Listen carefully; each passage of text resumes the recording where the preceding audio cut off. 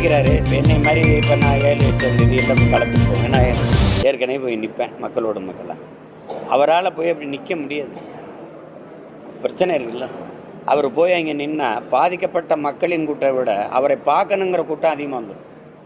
அப்புறம் அந்த பிரச்சனையை வேற சமாளிக்கணும். நீங்கள் அங்கே போய் கூட்டம் கூடி அதனால் வந்ததுன்னா பாருங்கள், அவரை பார்க்க இவ்வளோ பேர் கூட்டிட்டாங்க, அந்த பாதிக்கப்பட்ட மக்களுக்கு உரிய அளவில் செய்ய முடியல இதெல்லாம் அப்படின்னா அதுக்கு ஒரு விமர்சனத்தை வைப்பீங்க.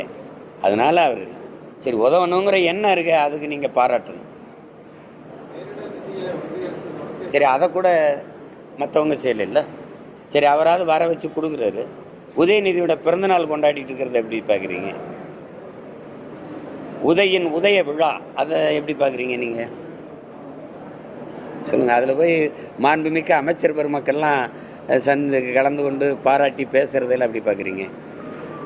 அவங்க தாத்தா நாங்கள் செத்து ஈழத்தில் விழும்போது ஒரு தெருவில் பறையோசை கேட்கும்போது